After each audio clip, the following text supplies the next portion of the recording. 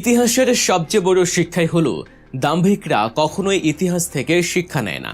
একবার ভাবুন তো, এমন এক সাম্রাজ্যের কথা যার ভয়ে গোটা পৃথিবী থর থর করে কাঁপত, যার কাছে ছিল অসীম ক্ষমতা, অফুরন্ত সম্পদ আর অজেয় সেনাবাহিনী, কিন্তু সেই মহাশক্তিশালী সাম্রাজ্যের পতন ঘটেছিল কোনো পারমাণবিক বোমায় নয়, কোনো বিশাল সামরিক হামলায় নয়, বরং ছোট্ট, তুচ্ছ এবং বিরক্তিকর একটি মশার হাতে।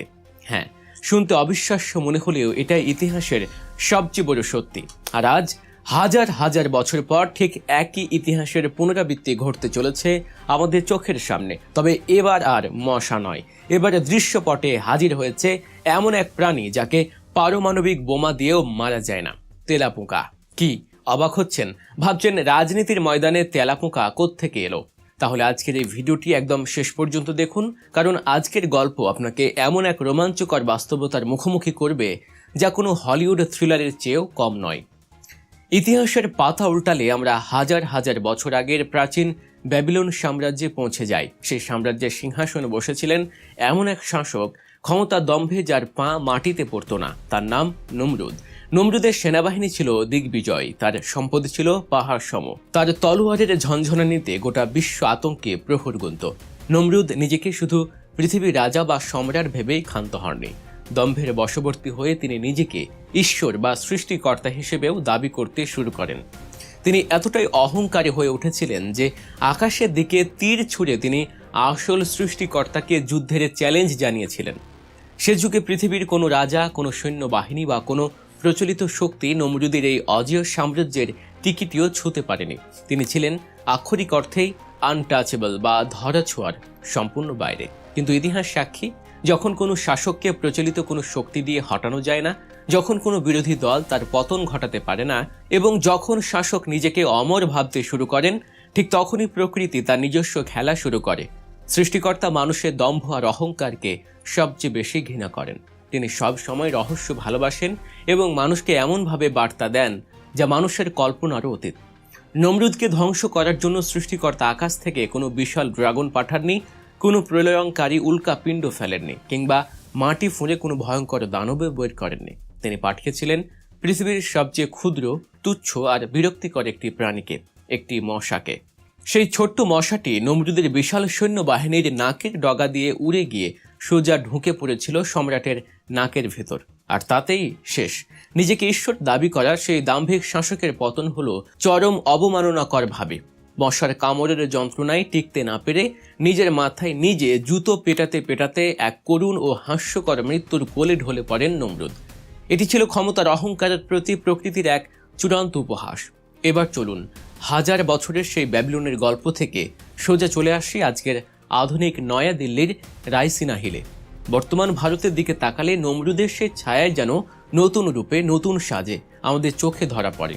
গত এক দশকেরও বেশি সময় ধরে ভারতের বর্তমান সরকার, বিশেষ করে নরেন্দ্র মোদীর নেতৃত্বাধীন শাসক গোষ্ঠী এমন এক সাম্রাজ্য তৈরি করেছে যাকে কোনোভাবেই টলানো যাচ্ছে না। ভারতের প্রচলিত বিরোধী দলগুলো আজ প্রায় মৃত। ইডি, সিবিআই, কেনা মিডিয়া বা গদি মিডিয়া এবং টাকার পাহাড় দিয়ে মোদী সরকার এমন এক দুর্ভেদ্য দুর্গ গড়ে তুলেছে যা ভেদ করার ক্ষমতা কংগ্রেস বা অন্য কোনো রাজনৈতিক দলের নেই। শুধু দেশের ভেতরে নয়, তাদের এই ক্ষমতার দম্ভ দেশের গণ্ডি পেরিয়ে বিদেশেও ছড়িয়ে পড়েছে। বর্তমান ভারত সরকার তাদের প্রতিবেশী দেশগুলোকে, যেমন বাংলাদেশ, নেপাল বা মালদ্বীপকে স্বাধীন রাষ্ট্র হিসেবে সম্মান করার বদলে নিজেদের হাতের পুতুল হিসেবে ব্যবহার করতে চায়। তারা চায় পুরো দক্ষিণ এশিয়া তাদের ইশারায় উঠবে আর বসবে। তাদের এই একরোখা মনোভাব, আধিপত্য বিস্তারের আগ্রাসী মানসিকতা এবং আমরাই সর্বে সর্বা এই চিন্তাধারা তাদের আধুনিক যুগের নমরুদে পরিণত করেছে। তারা ধরে নিয়েছে তাদের এই দুর্দণ্ড প্রতাপশালী রামরাজত্ব হয়তো অনন্তকাল ধরে চলবে। তাদের অহংকার আজ এতটাই চরমে পৌঁছেছে যে তারা নিজেদেরকে যে কোনো জবাবদিহিতার ঊর্ধ্বে মনে করে। কিন্তু এখানেই ইতিহাসের সবচেয়ে বড় ডেঞ্জার পয়েন্ট। যখন কোনো শাসক প্রচলিত নিয়মে পরাজিত হয় না, তখন প্রকৃতি তার সবচেয়ে বড় অস্ত্রটি বের করে। সৃষ্টিকর্তা যেহেতু রহস্য পছন্দ করেন, তাই এবার আর তিনি মশা পাঠাননি। তিনি এবার সময়ের সাথে তাল মিলিয়ে এমন এক প্রজাতিকে বেছে নিয়েছেন যারা আধুনিক যুগের পারমাণবিক অস্ত্রকেও বুড়ো আঙুল দেখাতে পারে। তাদের নাম তেলাপোকা বা আরশোলা। আর ভারতের রাজনীতির ময়দানে এদের নাম দেওয়া হয়েছে ককরোচ জনতা পার্টি বা তেলাপোকা পার্টি। কেন তেলাপোকা? কারণ বিজ্ঞান বলে পৃথিবীতে যদি তৃতীয় বিশ্বযুদ্ধ বা পারমাণবিক যুদ্ধও হয় এবং সবকিছু ধ্বংস হয়ে যায়, তবুও তেলাপোকা ঠিকই বেঁচে থাকবে, কারণ তারা রেডিয়েশন সহ্য করতে পারে। আপনি জুতো দিয়ে পিষে মারার চেষ্টা করলেও দেখবেন কোনো না কোনো ফাটল দিয়ে তারা ঠিকই বেরিয়ে আসছে।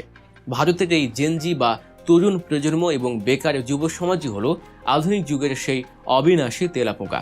রাষ্ট্রযন্ত্র এই তরুণদের উপর টিয়ার গ্যাস ছুড়েছে, রাবার বুলেট মেরেছে, ইউএপিএ এর মতো কালা কানুন দিয়ে রেডিয়েশন ছড়ানোর চেষ্টা করেছে, তাদের তুচ্ছ তাচ্ছিল্য করেছে, তাদের বেকারত্ব নিয়ে উপহাস করেছে। কিন্তু তাতে কি লাভ হয়েছে? তারা মারা যায়নি, তারা দমে যায়নি। ইন্টারনেট ব্লক করে দিলে তারা ভিপিএন দিয়ে বেরিয়ে আসে, রাস্তা বন্ধ করে দিলে তারা সাইবার স্পেসে জমায়েত হয়। নমরুদের বিশাল সৈন্যবাহিনী যেমন তলোয়ার দিয়ে মশাকে কাটতে পারেনি, ঠিক তেমনই মোদী সরকারের বিশাল পুলিশ বাহিনী, আইটি সেল বা পেগাসাসের মতো কোটি টাকার স্পাই ওয়্যার দিয়েও এই ককরোচ বা তরুণদের শেষ করা যাচ্ছে না। আপনি একটি রাজনৈতিক দলকে অফিস থেকে উচ্ছেদ করতে পারেন, তাদের ব্যাংক অ্যাকাউন্ট সিজ করতে পারেন, কিন্তু এই লাখো লাখো তরুণদের আপনি কিভাবে নিশ্চিহ্ন করবেন? এদের তো কোনো হেড অফিস নেই, এটা তো কোনো শীতাতপ নিয়ন্ত্রিত কক্ষে বসে মিটিং করে না, এদের কোনো ব্যাংক অ্যাকাউন্ট নেই যে ইডি গিয়ে জব্দ করবে। এরা ছড়িয়ে আছে সমাজের রন্ধ্রে রন্ধ্রে, ঠিক আরশোলাদের মতো।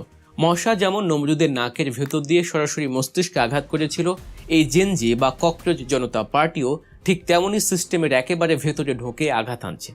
তারা রাস্তায় নেমে বড় বড় গাড়িতে আগুন দিচ্ছে না, তারা শুধু একটি কাজ করছে, তারা সিস্টেমের বয়ান বা ন্যারেটিভকে ধ্বংস করে দিচ্ছে। তারা মোদী সরকারের সবচেয়ে বড় অস্ত্র গদি মিডিয়াকে হাসির পাত্রে পরিণত করেছে। তারা সাম্প্রদায়িক বিভাজনের রাজনীতিকে মিমস আর ট্রল দিয়ে উড়িয়ে দিচ্ছে। শাসক গোষ্ঠী আজ এই নীরব আক্রমণকে ভয় পাচ্ছে, কারণ তারা জানে কিভাবে বন্দুক বা লাঠির মোকাবিলা করতে হয়, কিন্তু তারা জানে না কিভাবে মিমস, হ্যাশট্যাগ আর লাখো তরুণের ব্যঙ্গ বিদ্রুপের মোকাবিলা করতে হয়। এই তরুণরা শাসকদের মনস্তত্ত্বে ঢুকে গেছে, তারা শাসকদের অহংকারের মগজে প্রতিনিয়ত কামড় বসিয়ে যাচ্ছে। আজ নয়াদিল্লির রায়সিনা হিলের বিশাল করিডরগুলোতে এক অদ্ভুত অস্বস্তি বিরাজ করছে। সাউথ ব্লকের শীতাতপ নিয়ন্ত্রিত কক্ষগুলোতে বসে থাকা শীর্ষ আমলা এবং মন্ত্রীরা হয়তো আজ রাতে ঠিকমতো ঘুমাতেও পারছেন না। গভীর রাতে নিজেদের দামি কর্পোরেটের উপর একটি সাধারণ আরশোলাকে হেঁটে যেতে দেখেও তারা হয়তো চমকে উঠছেন, কারণ এই আরশোলাটি এখন আর শুধু একটি পোকা নয়, এটি সেই লাখো তরুণের প্রতীক যারা এই বিশাল সাম্রাজ্যের পিলারে নিঃশব্দে ফাটল ধরিয়ে দিচ্ছে। ইতিহাসের এই রোমাঞ্চকর বাকবদল এবং বাস্তবতার পেছনের অজানা গল্পগুলো যদি আপনাদের ভাবিয়ে তোলে, যদি এমন আরও তথ্যবহুল এবং চোখ খুলে দেওয়া বিশ্লেষণ পেতে চান, তবে এখনই সাবস্ক্রাইব করুন আমাদের গল্প নিউজ চ্যানেলটি, নোটিফিকেশন বেলটি বাজিয়ে দিন,